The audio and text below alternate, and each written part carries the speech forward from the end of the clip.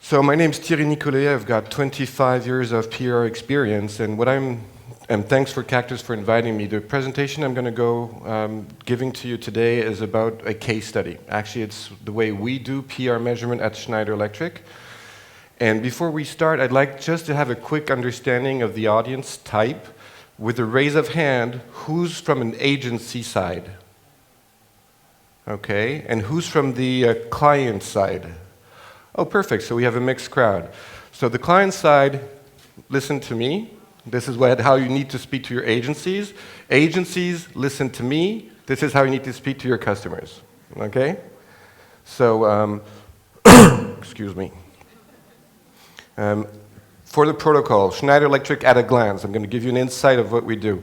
Schneider Electric is a power management company. We started in the 19th century, so it's pretty old, 175 years old, to quickly then move into power and control after the steel industry, power and control. And more recently, you can see in 2007, there's the acquisition of a company called APC. This is the company I come from. I joined Schneider Electric through an acquisition, okay? And APC does UPSs, little boxes with a battery inside that gives you power when there's a power failure. Nothing too sexy, but still energy management. So this evolution from steel to energy management led to some complexity, okay? Today, we're a 26 billion company with roughly 160,000 employees worldwide. We are working with like 4 different businesses: buildings, industry, infrastructure, power distribution, IT. So pretty complex business units I need to deal with within my organization. You can also see a very diverse footprint of the company in the geographies, and pretty much nicely spread out, right? So that complexity makes that today I'm in charge of managing 47 different PR agencies worldwide in 52 different countries, and we actually measure in 43 of these countries, okay? What's interesting is I do not recommend to go with a network of agency. I mean, to select, Fleischmann Hillard worldwide or any other company worldwide. What I want is to make sure that the countries are allowed to select the agencies they want to work with, because I will be challenging them as the global PR person on their results. And I can't ask you to win a race if I give you my horse and you can't pick your horse, right? That's not really fair. So I do not recommend. I mean, large agencies are very welcome. Small agencies are also very welcome. It is the responsibility of the country.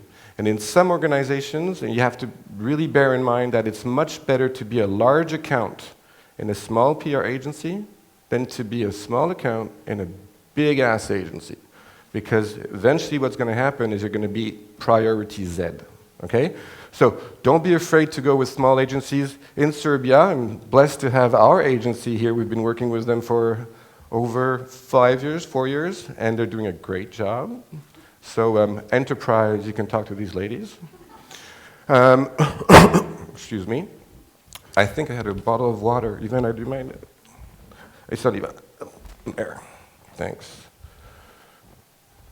So again, no global network. It's not forbidden, but again, it's much better to make sure that the people are responsible of their choices. These are the names of the companies that we use globally. So you see very, very diverse number of names. So what's the complexity when you have that? Is how do you manage so many diverse universe of agencies, and how do you make sure that they all report in a way that you can compare their results, right? So, well, anyways, at first I thought, okay, great. I come from APC. I'm meeting this enormous company. The Schneider Electric is going to be structured, is going to be organized. How I thought the work was going to be is really teamwork between the businesses. We saw the 5 different businesses. The countries, who were like really executing at country level, and the global function, PR, me. By the way, that's before I turned the white beard. It was a couple of years ago. And the reality was more like this, unfortunately. So as you can see, the countries are actually driving the show. The businesses try to tag along. And I don't know if you can see, but there's a little girl in the middle, squished between the two. And that's me. Global PR, trying to do something with this situation, right? Anyways, the presentation today is a case study, as I said. The purpose of this presentation is to allow you to explain to your colleagues, to your families, to your peers, that PR is not just a cost, it's an investment, so that we're here to generate business. And I'll prove it with numbers. The importance of tracking, and obviously the share of voice, which is one of the measures that we go with, and I'll explain what that is. And I'm going to be sharing with you the 4 tools that we use to track, measure, and share. Okay, pretty straightforward. So first of all, contribution to business. Again, I said PR is not a cost, it's an investment. So you want to do an analysis, and Bruno earlier in the presentation was, all the case studies he was showing were amazing because not only did it work on the emotional piece, but in the report there was how many hits, how many increases in business, etc. And that's very important. You need to be looking at sales numbers. So if I ask my organization what drives sales at Schneider Electric, the first thing they would say is just like salespeople. Salespeople, they go and see customers, they get the contract signed. And I said, yep, but I would argue that marketing communication is also a contributor there, right? Through PR, through advertising, events, direct marketing, our website even, okay? Obviously, salespeople, I have to give it to them. Yes, they do generate sales, absolutely. But also our channel and third-party people, electrical distributors. They actually recommend our products, so they're sales contributors there. And never forget also our installed base, because our installed base are the people that will recommend to peers and repurchase our products. It is important, if you want to be on the business side, to try to understand how each of these things contribute at any point of time in the sales process. So you can see this is way different from the creative agency presentation. I'm really talking business here. And if you want to sit at the CEO table and explain why they should invest more or do this and that, you need to look at sales figures as well, okay? So why does PR generate sales? First of all, it shows to our channel that we're actively promoting our solutions to the public. So for them, it's easier to go and sell it, right? Because they know that we have been putting the idea and the need for our products at the customer level. Also, on the contrary of an ad, it's a third-party endorsement of our claims. Okay? It's not just me putting an ad in the paper saying my product does this, is blue, and it's really great. Here is a professional person that analyzes my product, my solution, my market, and says this is what we think about it. Okay? And what is important, it also positions ourselves within competition. It's important to see that you can't just sell your product and say nobody else exists. But to position yourself, you have to be sure that in an article, if they say who are the 3 companies that really do good in this environment, if you're not cited there, you don't exist. Okay, so you need to be there. And articles will allow you to provide exactly that because they're third-party independent endorsement.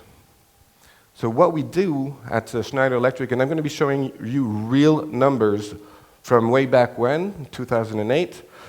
What we do is we do what drives demand studies. And what they're actually called why buy purchase. You know your customer bought one of your product, you survey your customer and you say, Mr. Customer, thank you very much, but why did you buy my product?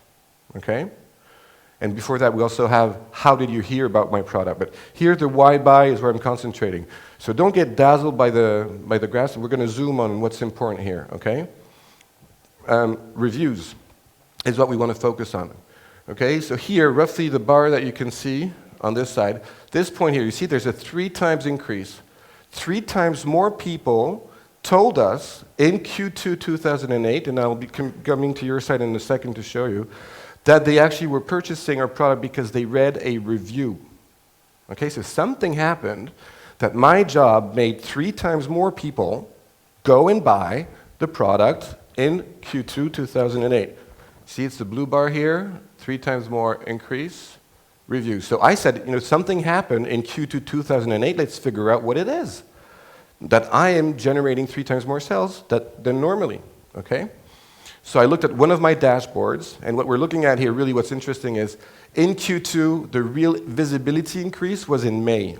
Okay, that's what this is showing. So I said, okay, let's take a look at my clipping booklets. You know that you all know what clipping booklets are, is when you have the press cuttings and you take a look. So I retroactively went to my clipping booklets in May and checked out what happened. It was, I didn't precise it, but it was a German study. And so I'm taking a look at my German clipping booklets, and here's an article in Computer Bild, which is like, I think it's a bi-weekly, with over 1 million impressions. This Computer Bild did a comparative review of one of my products, which means they were looking at not only my product, but all the other competitive products as well. And they were making a statement that they thought that mine was the best. Editor's choice. So this is really to prove to you that if proof needed to be, that PR actually really focuses on generating more attraction for your product, willingness to buy. So we saw an increase of 3 times more people that purchased. But we're in business, right? How does that translate into sales? That's the important question.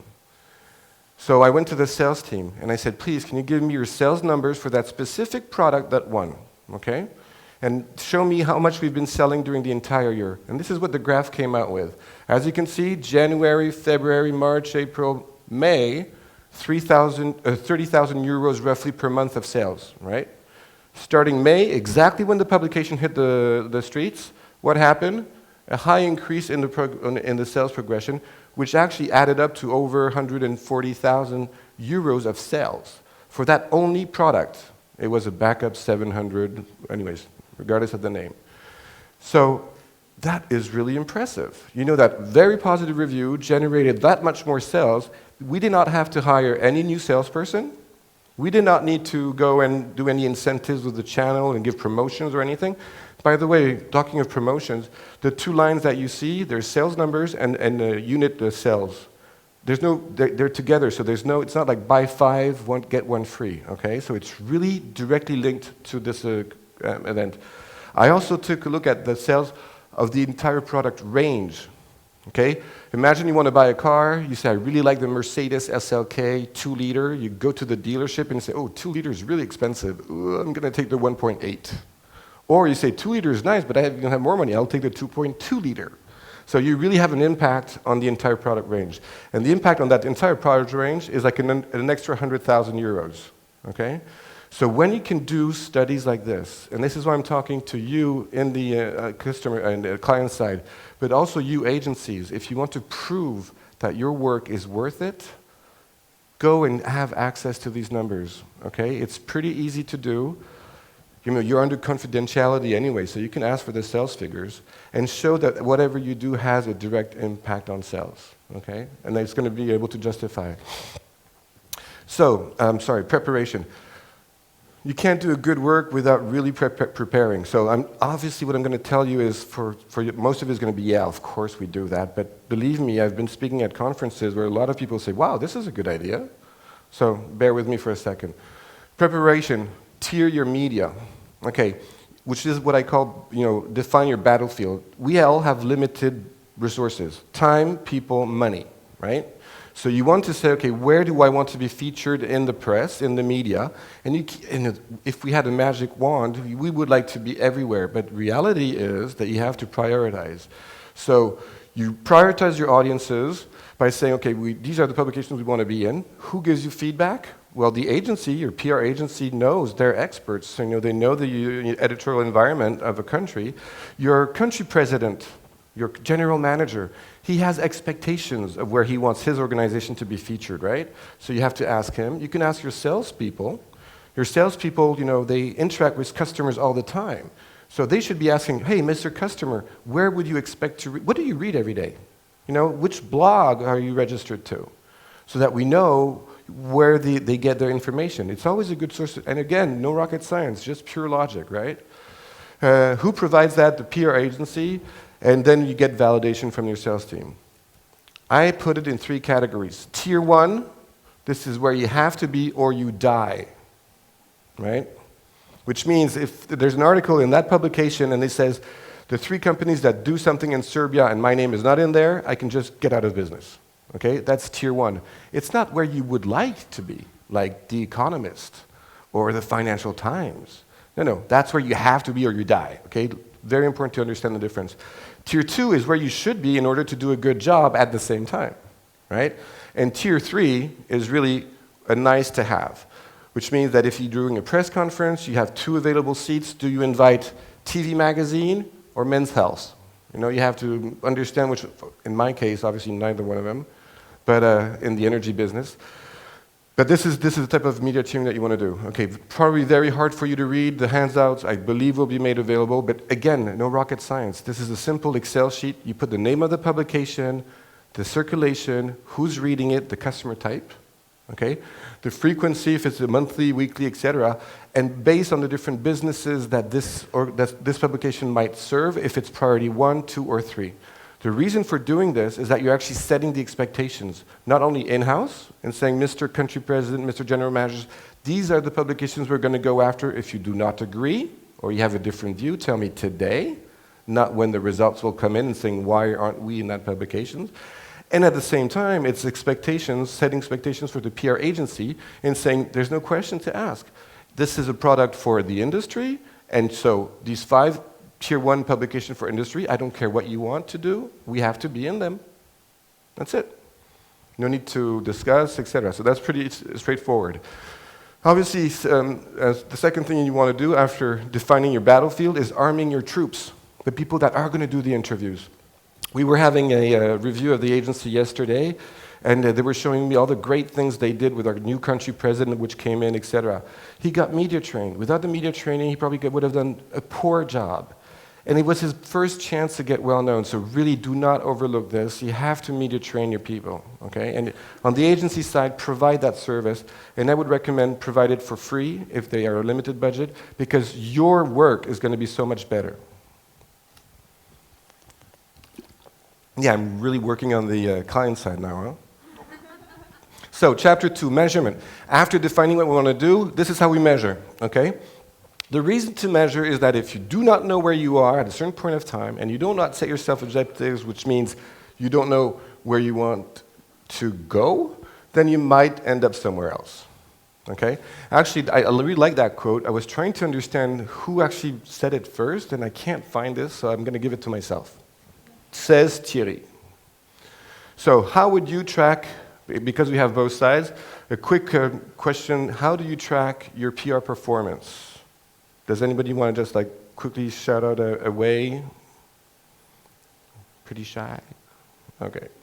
Anyways, a lot of my PR agencies in the 45 that I've been working with and more over time because they've been renewed, etc., they were using AVE, advertising value equivalency. For me, it's a myth, okay? I do not want to use AVE, and you on the agency side, you should also say, you know what, we're not going to use AV, and this is why. AV is a measurement technique, unfortunately, which works pretty well because it talks about money. It talks about how much money you would have spent if this article of one page had been an ad. But the problem is, well, it resonates nice with the country manager, obviously, because it talks about money not spent, but it's not telling you whether you're in the right publication or not. Right? It's not telling you how you compare to your competitors. So you can say that your agency is going to tell you, last year we generated 100,000 euros of equivalent advertising. This year we're generating 200,000 euros of equivalent advertising. You should double my salary. Yep, but what you forgot to say is that our nearest competitor is generating 1.5 billion euros of equivalent advertising. So we're still not doing a good job. Compare yourself to your competition is of utmost importance. And advertising, it says advertising value equivalency. Advertising is not a value, it's a cost.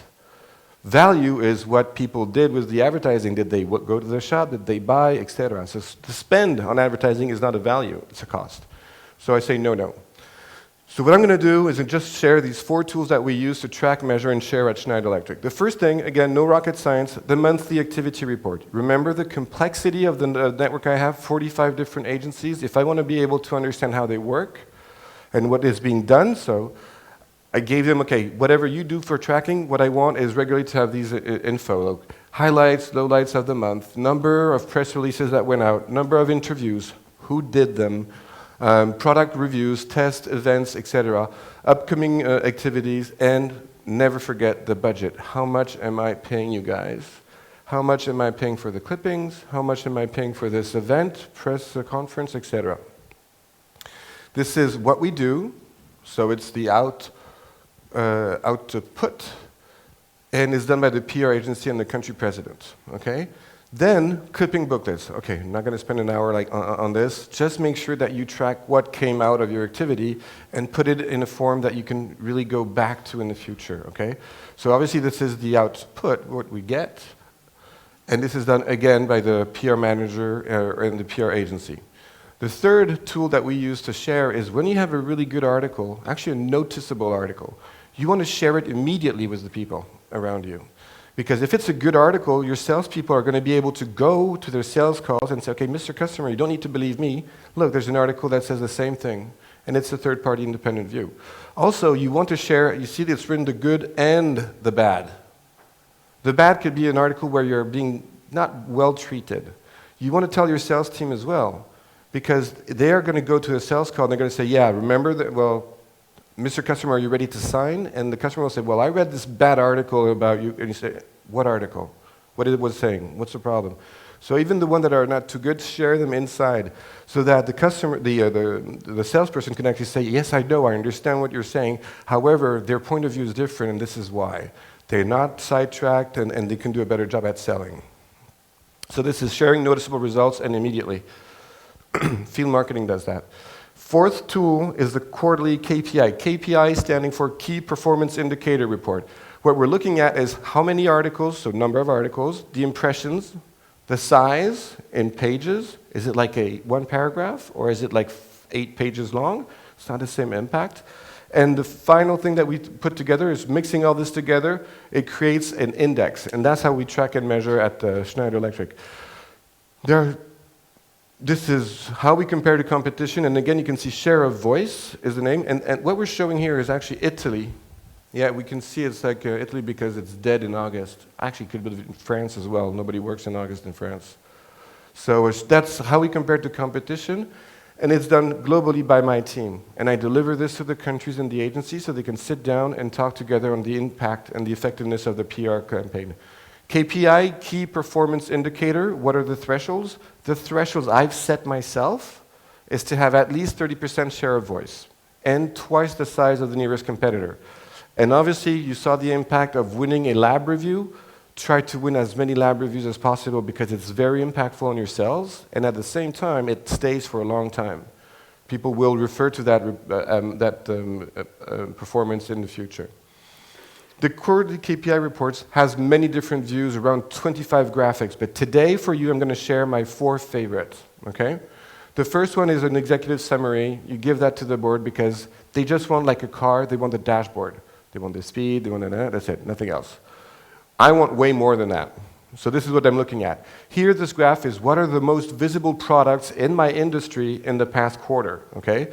You can see that the green bars are my products, Schneider Electric, and the black bars are competitive products. So I can sit down with my business units and say, okay, our products are in the top 10 most visible products, we capture 8 of them, okay? There's only 2 competitive products there. So I can sit down. A business unit can come to me and say, you're never talking about my business unit. I can say, okay, sorry, but this one, that's your product, you're visible. You can't say you're people always try to go about perception. My sentiment is that I'm not covered enough. With that, you can sit down and say, I'm sorry, you're covered here, you're covered there, etc. Here we're taking a look at, once we know which products are being covered, which customers are being touched. Okay, so this is the customer type. Is it like vertical? Is it electricians? Because remember how my share of voice was pretty high? We saw a lot of green bars. Here I can say, okay, well, we're very, very green in MIS, in Wall Street, in end user. Should I, or even like here, this one, consumer. Should I be spending more time on my PR plan for these segments? Or should I actually go and really focus on electricians here because I'm really at the same visibility level as my nearest friend, ABB, the red people? Okay? If you have access to visibility like that when you sit with your customers, when you customers sit with your agencies, you can know where you want to start working next. You can say, okay, well, no spending time on MIS there and there. They're going to talk about us anyways. Plus, we're dominant. They're not talking about anybody else. Let's focus on this segment and this segment where we have share defect compared to the rest, okay?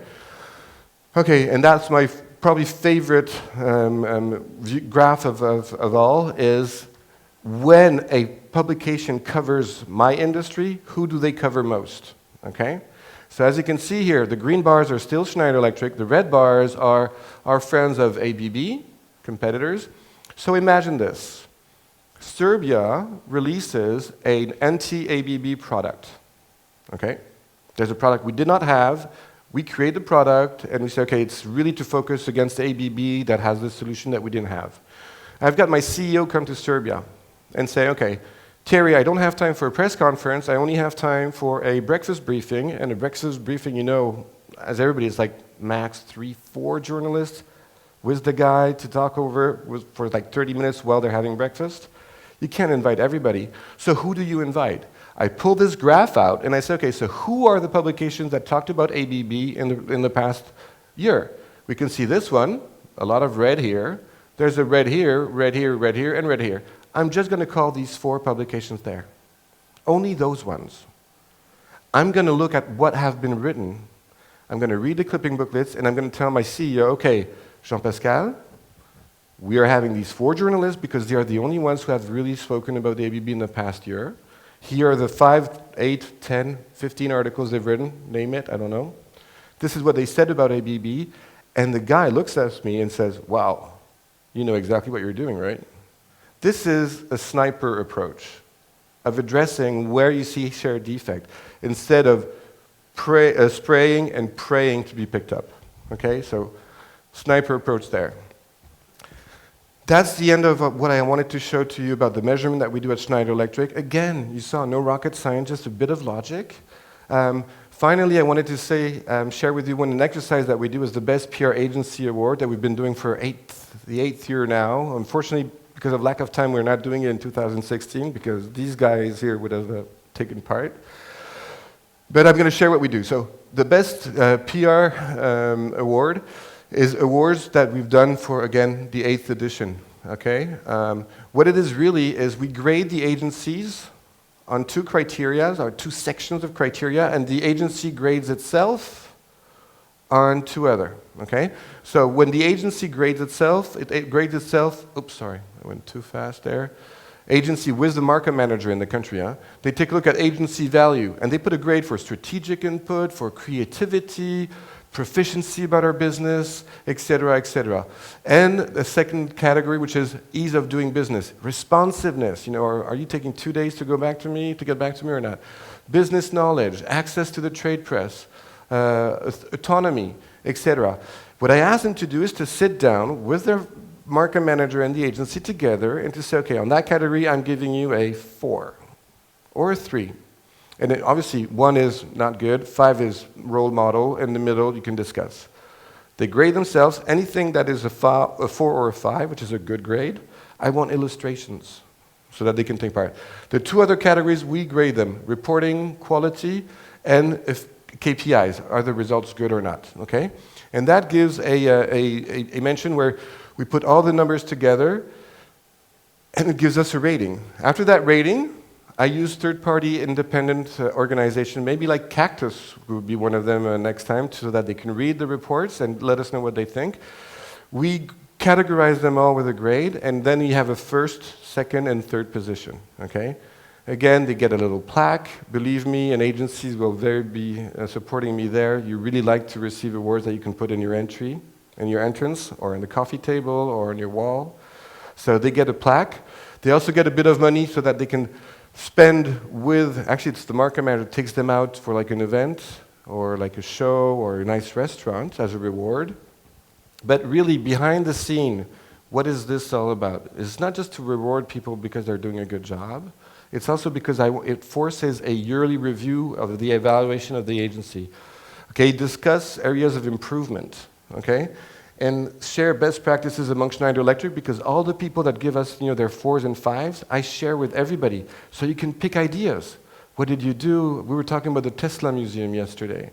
You know, that is something if we had shared, and that we can still share, so that other Tesla museums can also do the same thing in other countries, okay? So that can be very interesting, the sharing piece. But really, the impact on the agency is tremendous. I'm going to be reading this to you because it's absolutely huge, if you ask me. This is Italy, who's giving me a feedback after receiving an award a couple of years back. This is not the first time we received this award, and we are happier than ever, as it shows. We're continuously improving the way we work, showing results.